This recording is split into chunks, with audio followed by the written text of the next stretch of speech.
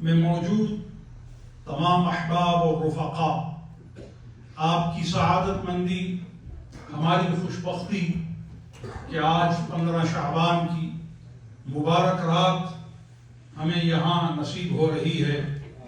Fiji Islamic centre, Vancouver, British Columbia, Canada میں تمام اہل ایمان و اسلام اللہ کی دی ہوئی توفیق کے ساتھ جمع ہیں، اور آج کے جمع ہونے کا مقصد نوافل پڑھنا تھا۔ آج کے جمع ہونے کا مقصد اللہ جل جلالہ وعم نوالہ کی طرف ملتجی ہونا تھا، اللہ کی طرف داعی ہونا تھا کہ پروردگار ہماری زندگی کو دراز فرمائے، پروردگار ہماری زندگی سے بلاؤں اور وباؤں کو دور فرمائے، پروردگار ہماری زندگی سے موجبات عذاب کو اور موجبات بطش کو اور موجبات ضلالت کو دور کرے، اور ہمیں رحمت، مغفرت، وسعت اور سعت سے مالا مال کر کے ہمیں ہدایت کا وافر خزانہ عطا فرمائے۔ قرآن کریم میں ان تمام امور کی مناسبت سے ایک خاص اصطلاح استعمال فرمائی گئی، اور اس اصطلاح کو فرمایا گیا خیرات۔ ہدایت کا طلب کرنا اور گناہوں سے نفرت کرنا اور سنت کی کوشش کرنا، نوافل کی رغبت اپنے اندر پیدا کرنا، یہ خیر کا پہلو ہے اور یہ بھلائی کا پہلو ہے، اور دینداری کے ساتھ اس کو مضبوطی کے ساتھ دیکھا جاتا ہے۔ اور قرآن اس کے بارے میں فرماتا ہے فَاسْتَبِقُوا الْخَيْرَاتِ، سورۃ البقرہ آیت نمبر 148، فرمایا وَلِكُلٍّ وِجْهَةٌ هُوَ مُوَلِّيهَا فَاسْتَبِقُوا الْخَيْرَاتِ أَيْنَمَا تَكُونُوا يَأْتِ بِكُمُ اللَّهُ جَمِيعًا إِنَّ اللَّهَ عَلَى كُلِّ شَيْءٍ قَدِيرٌ۔ تو اس آیت کا مفہوم یہ ہے کہ ایمان والو، تمہیں اپنی زندگی میں، تقوی والو تمہیں اپنی زندگی میں، جماعت محمدیہ والو تمہیں اپنی زندگی میں، اور مساجد کی طرف رغبت اور شوق رکھنے والو تمہیں اپنی زندگی میں کس چیز کی پریورٹی کا اہتمام کرنا ہے۔ تم اپنی زندگی میں اگر ریس کرنا چاہتے ہو، تم اپنی زندگی کے اندر کسی چیز کو پرائورٹائز کرنا چاہتے ہو، تو وہ کیا ہے؟ فرمایا خیرات، وہ کام ہیں جن کا قرآن سے تعلق ہے، وہ کام ہیں جن کا سنت رسول سے تعلق ہے۔ بتائیے، میں آج فجی اسلامک سینٹر وینکوور میں بیٹھے مسلمانوں سے پوچھتا ہوں، بتائیے کیا نبی کریم صلی اللہ علیہ وآلہ وصحبہ وسلم نے نوافل کی کثرت نہیں فرمائی؟ بولیے، بہت ضرور کی ہے۔ بتائیے کیا نبی کریم صلی اللہ علیہ وآلہ وصحبہ وسلم نے قرآن کی قراءت کو پسند نہیں فرمایا؟ بتائیے کیا نبی کریم صلی اللہ علیہ وآلہ وصحبہ وسلم نے لمبے لمبے سجدے اور لمبی لمبی دعائیں اپنے رب کی طرف نہیں کی؟ تو یقیناً جب یہ کام حضور سے ثابت ہیں تو آج ہم نے نوافل پڑھے ہیں، آج ہم نے قرآن پڑھا ہے، آج ہم نے لمبی دعا کی ہے، آج ہم نے لمبے سجدے کیے ہیں، یہ نبی کریم کی سنت میں کیا ہے۔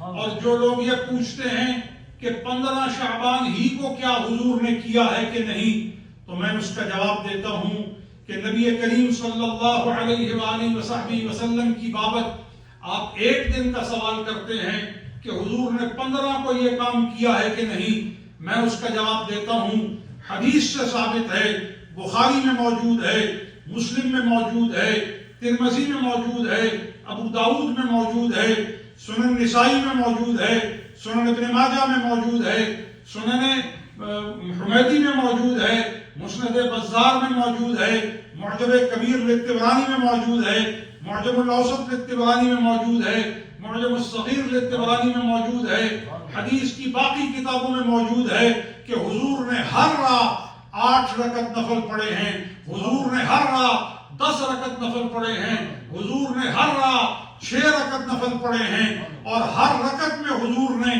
5 پارے پڑھے ہیں۔ آپ ایک 15 رمضان کا پوچھتے ہیں، حضور نے ساری زندگی ہر رات یہ نوافل ادا فرمائے ہیں۔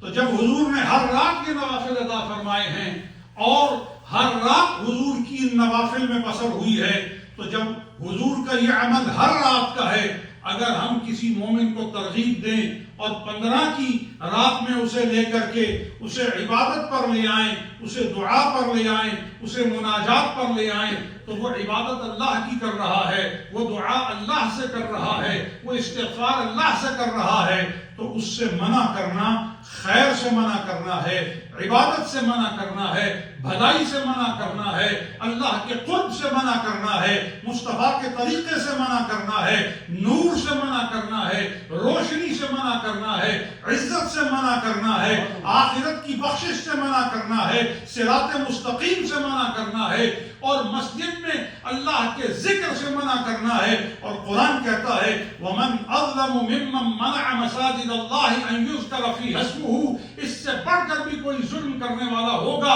کہ مسجدوں میں اللہ کا نام لینے سے روک دے، مسجدوں میں عبادت بجا لانے سے روک دے۔ تو معلوم یہ ہوا جس قرینے اور سلیقے اور طریقے سے آپ اللہ کی عبادت پر مائل ہو سکیں، آپ ذکر الہی کے لیے تیار ہو سکیں، آپ آخرت کے لیے تیار ہو سکیں، وہ اللہ کو بھی پسند ہے، نبی کریم کو بھی پسند ہے۔ نعرہ تکبیر، نعرہ رسالت، نعرہ حیدری۔ لہذا 15 شعبان کی رات کو ترمذی شریف کی حدیث ہے، سنن ابن ماجہ کی حدیث ہے، حضرت سیدتنا عائشہ الصدیقہ رضی اللہ تعالی عنہا راویہ ہیں کہ حضور کو اس رات میرے گھر ہونا تھا، حضور میرے گھر تشریف نہ لائے، تو میں ازواج مطہرات کے گھروں میں حضور کی تلاش کے لیے گئی اور حضور مجھے نہ ملے، تو پھر حضور کو ڈھونڈتے ڈھونڈتے میں مقابر بقیع میں پہنچ گئی جہاں صحابہ کرام دفن تھے، وہاں میں نے حضور کو پا لیا، اور کیا دیکھتی ہوں کہ حضور نے اپنے دونوں ہاتھوں کو آسمان کی طرف بلند کیا ہوا ہے، اور حضور اپنے ہاتھوں کو بلند کر کے حضور الہی میں اپنی امت کے لیے دعا کر رہے ہیں، اللہ کی ستاریت کا سوال کر رہے ہیں، اللہ کی غفاریت کا سوال کر رہے ہیں، اس کی غفوریت کا سوال کر رہے ہیں، اس کی شکوریت کا سوال کر رہے ہیں، اس کی رحمانیت کا سوال کر رہے ہیں، اس کی رحیمیت کا سوال کر رہے ہیں۔ اور پھر حضور نے فرمایا عائشہ جانتی ہو آج کون سی رات ہے، آج کیسی رات ہے؟ فرمایا یہ 15 شعبان کی رات ہے، اور اس رات پروردگار آسمان دنیا پر تشریف لاتا ہے اور اپنے بندوں کی بخشش فرماتا ہے، اور فرمایا یہ بخشش تو عموماً ہر روز ہوتی ہے۔ تہجد کے وقت رب آسمان دنیا پر تشریف لاتا ہے اور پکار پکار کر اپنی حضور التجا اور دعا کرنے والوں کو متوجہ کرتا ہے، عبادت کرنے والوں کو متوجہ کرتا ہے، طلبگاران رزق کو متوجہ کرتا ہے، طلبگاران مغفرت کو متوجہ کرتا ہے۔ یہ کام روز ہوتا ہے، بولیے یہ کام ہر روز سمائے دنیا پر رب اجلال فرماتا ہے، متجلا ہوتا ہے، اور اپنے بندوں کو تہجد کے وقت مخاطب کرتا ہے، تہجد کے وقت اپنے لطف و کرم سے ہمکنار کرنے کے لیے انہیں دعوت دیتا ہے، انہیں اپنی طرف متوجہ فرماتا ہے، انہیں اپنے فضل و احسان سے ہمکنار کرنے کے لیے اجابت کا اذن عطا فرماتا ہے۔ جب یہ کام روز ہوتا ہے تو کیا دلیل ہے کہ 15 کو نہیں ہوتا؟ بولیے جب یہ کام روز ہوتا ہے تو جو کہتے ہیں کہ 15 کی کیا دلیل ہے، میں ان سے پوچھتا ہوں کہ 15 کے نہ ہونے کی کیا دلیل ہے؟ بولتے نہیں ہیں۔ تو جب یہ حدیث سے ثابت ہے کہ ہر رات میں ہوتا ہے اور رات کے پچھلے پہر میں ہوتا ہے، تہجد کے وقت میں ہوتا ہے، تو جو لوگ 15 شعبان کو جاگتے ہیں وہ تہجد میں بھی جاگتے ہیں، دیر تک مسجد میں بیٹھتے ہیں، رات کو قیام کرتے ہیں، رات کو محاسبہ کرتے ہیں اور اگلے دن روزہ رکھتے ہیں، رات کو جاگنا بھی، رات کو قیام کرنا بھی، رات کو مسجد میں بیٹھنا بھی، رات کو قرآن پڑھنا بھی، رات کو توبہ کرنا بھی۔ بتائیے آپ توبہ کے لیے آئے ہیں یا گناہ کے لیے؟ صرف وہ بولے جو توبہ کے لیے آئے ہیں۔ مناجات کے لیے آئے ہیں یا غفلت کے لیے؟ اللہ کو یاد کرنے کے لیے آئے ہیں یا منہ کو تالا لگانے کے لیے؟ دل کو اللہ کی محبت سے بھرنے کے لیے آئے ہیں یا دل اللہ کی محبت سے خالی کرنے کے لیے آئے ہیں؟ تو بتائیے اس میں کون سا ایسا کام ہے جو منع کرنے کے قابل ہے، جو روکنے کے قابل ہے، جس سے ٹوکنے کی ضرورت ہے، جس سے لوگوں کو خبردار کر کے انہیں الگ کرنے کی ضرورت ہے؟ کیا آپ یہ کہنا چاہتے ہیں کہ جاگو نہیں جا کے سو جاؤ؟ بتاؤ رات کو عبادت کرنا اللہ کو پسندیدہ ہے یا غفلت میں جا کے سوئے پڑے رہنا؟ جو بندہ رات بھر مصلی پر رب کو یاد کرے، یہ کام اللہ کی زیادہ رضا طلبی کا ہے یا رات کو سوتے رہنے میں اللہ کی رضا ہے؟ تو عقل مند یہی کہے گا مسجد میں بیٹھنا اللہ کی رضا طلبی ہے، مسجد میں قرآن پڑھنا اللہ کی رضا طلبی ہے، مسجد میں مناجات کرنا اللہ کی رضا طلبی ہے، گھر میں جا کر قرآن پڑھنا اللہ کی رضا طلبی ہے۔ کیونکہ راتوں کو میرے آقا اتنا جاگتے تھے کہ جاگ جاگ کر عبادت میں کھڑے رہ کر عبادت میں قیام کرتے کرتے میرے آقا کے پاؤں سوج جایا کرتے تھے۔ جب حضور کے پاؤں سوج جاتے تو رب تعالیٰ نے فرمایا حبیب اتنی دیر قیام نہ کیا کر، قم اللیل الا قلیلا، قیام کر رات کو مگر تھوڑا کر، کیونکہ ہم تیرے اوپر اسے بوجھ نہیں بنانا چاہتے، تیرے لیے وجہ تکلیف نہیں بنانا چاہتے، تجھ پر اسے مشقت بنا کر نہیں ڈالنا چاہتے۔ تھوڑا وقت قیام کر لے، تھوڑا وقت کھڑا ہو جا، تھوڑا وقت عبادت میں بسر کر لے۔ پتہ یہ چلا کہ حضور ہر رات عبادت کرتے تھے، ہر رات حضور کی عبادت کی تھی، ہر رات حضور کی مناجات کی تھی، ہر رات حضور اللہ کی طرف رویا کرتے تھے، ہر رات حضور اللہ کی طرف الحاح کرتے تھے، ہر رات حضور اللہ کی طرف ملتجی ہوتے تھے۔ تو گویا راتوں میں یہ کام کرنا مصطفیٰ کی سنت ہے، حضور کی سنت ہے، حضور کا طریقہ ہے۔ اب جو خود بھی نہیں جاگتے، خود بھی عبادت نہیں کرتے، خود بھی تلاوت نہیں کرتے، خود بھی استغفار نہیں کرتے، خود بھی سجدہ گزار نہیں ہوتے، خود بھی مسجدوں میں نہیں گڑ گڑاتے، جو گڑ گڑا رہے ہیں انہیں منع کر رہے ہیں۔ دوستو منع کرنا گناہ ہے اور لگانا نیکی ہے، تو ہم نے گناہ سے ہٹنا ہے اور نیکی پر لگنا ہے۔ جس کو ہٹنا ہے گناہ سے وہ تو بولے نا، ہم نے گناہ سے ہٹنا ہے اور نیکی پر لگنا ہے، نیکی کو اختیار کرنا ہے، نیکی کو پسند کرنا ہے۔ اور حضور علیہ الصلوۃ والسلام فرماتے ہیں نیکی کا کس قدر مومن کی زندگی پر اثر ہے۔ بہت سی نیکیاں ایسی ہوتی ہیں کہ ان نیکیوں کا اثر یہ ہے کہ ان الحسنات یذہبن السیئات، نیکیاں جب آدمی کرتا ہے تو جانتے ہیں نیکیاں کرنے سے کیا ہوتا ہے؟ جیسے آپ نیکی کرتے جاتے ہیں گناہ مٹتے جاتے ہیں۔ کچھ تو بولیے، کچھ شوق سے بولیے، ذوق سے بولیے۔ نیکیاں کرتے جاتے ہیں اور گناہ مٹتے جاتے ہیں۔ تو وہ نیکی جو آپ خود تعین کر کے کسی کو کھانا کھلانے کے لیے، کسی کو کپڑا پہنانے کے لیے، کسی کی مدد کے لیے، راہ گم کردہ کو راستہ دکھانے کے لیے، کسی حاجت مند کی حاجت کو پورا کرنے کے لیے، کسی کی شادی میں مدد کرنے کے لیے، کسی مریض کے علاج میں معالجے کے لیے، اور کسی بھی طلب خیر رکھنے والے کی طلب خیر میں اعانت کرنے کے لیے آپ کچھ کر دیں، وہ نیکی ہے۔ اور اس نیکی کے کرنے سے آپ کے گناہ مٹ جاتے ہیں، درجے بلند ہو جاتے ہیں، قبر کشادہ ہو جاتی ہے، قبر کا اندھیرا دور ہو جاتا ہے، مصطفیٰ کا ساتھ مل جاتا ہے۔ اگر عمومی نیکی سے اتنا صلہ ہے تو بتاؤ نفل پڑھنے کا کتنا صلہ ہوگا؟ بتاؤ سورہ یاسین کا کتنا صلہ ہوگا؟ اچھا مجھے ایک بات یاد آ گئی ہے، خوب یاد رکھیے، دل کے بغیر زندگی ہے؟ جن کے دل کے بغیر زندگی ہے وہ نہیں بول رہے۔ دل کے بغیر زندگی ہے؟ نہیں۔ دل کے بغیر صحت ہے؟ نہیں۔ دل کے بغیر مراد ہے؟ نہیں۔ دل کے بغیر احساس ہے؟ دل کے بغیر بدن کو گھر میں رکھنا ممکن ہے؟ نہیں۔ جس کا دل نہ رہے یعنی دھڑکنا بند ہو جائے، مر گیا نا۔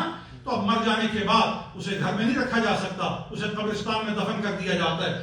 آج کی رات ایسی ہے کہ اس رات میں ہمیں 3 دل مل گئے۔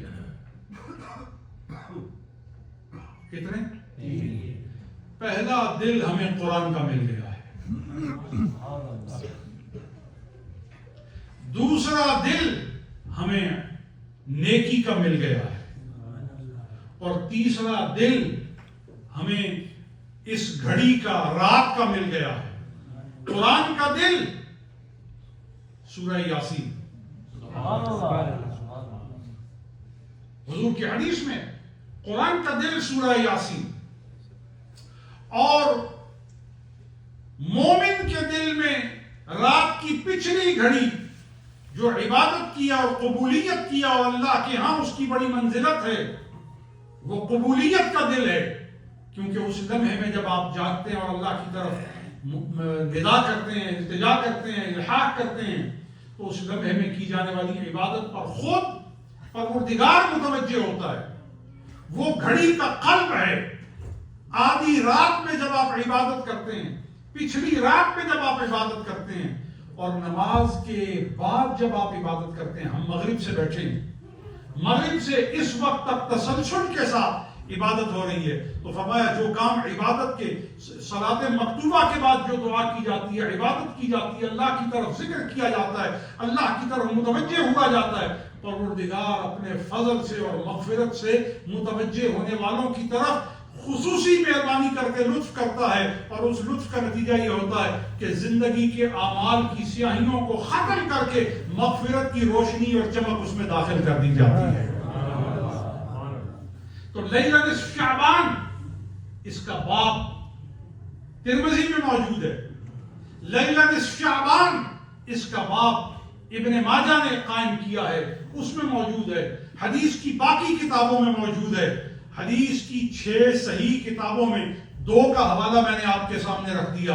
ان دونوں کو 15 شعبان کے حوالے کے ساتھ آپ دیکھ سکتے ہیں کہ انہوں نے باقاعدہ ٹائٹل قائم کیا ہے، باقاعدہ اس کے ذیل میں احادیث کو نقل کیا ہے۔ اب بعض لوگ یہ کہتے ہیں کہ وہ حدیثیں ویک ہیں، تو اس کا جواب یہ ہے کہ ان حدیثوں کا تعلق ہماری ڈے ٹو ڈے پریکٹس کے ساتھ ہے، اور جس حدیث کا ڈے ٹو ڈے پریکٹس کے ساتھ تعلق ہو، اگر اس کا چین آف نریشن ویک ہو، لیکن اس کے چین آف نریشن میں ملٹی چین آف نریشن اس کے علاوہ موجود ہوں، دیگر اور نریٹرز بھی موجود ہوں، تو اصول حدیث میں یہ ضابطہ ہے کہ وہ جو ویک چین آف نریشن ہے، وہ ملٹی چین آف نریشنز اور کے ساتھ جس وقت نریٹ ہوتی ہے تو پھر وہ درجہ حسن پہ پہنچ جاتی ہے، پھر وہ ضعیف نہیں رہتی، وہ درجہ حسن پر پہنچ جاتی ہے۔ اور پھر یہ عقیدے کی بات نہیں ہے، یہ عمل کی بات ہے، اور اعمال کے باب میں ضعیف حدیث پر بھی اعتبار ہے۔ کیوں؟ کیونکہ وہ عمل کا پہلو جب آپ کو اللہ کے قریب کر رہا ہے، تو بتائیے سورہ یاسین کے پڑھنے سے بندہ اللہ کے قریب ہوتا ہے کہ نہیں؟ سب لوگ بولیں بے شک، سورہ یاسین کے پڑھنے سے بندہ اللہ کے قریب ہوتا ہے کہ نہیں؟ بے شک، نوافل کے پڑھنے سے بندہ اللہ کے قریب ہوتا ہے کہ نہیں؟ بے شک۔ قبلہ رخ ہونے سے اس کا خیال دھیان جو ہے وہ خیر پر، دین پر، عبادت پر جمتا ہے کہ نہیں؟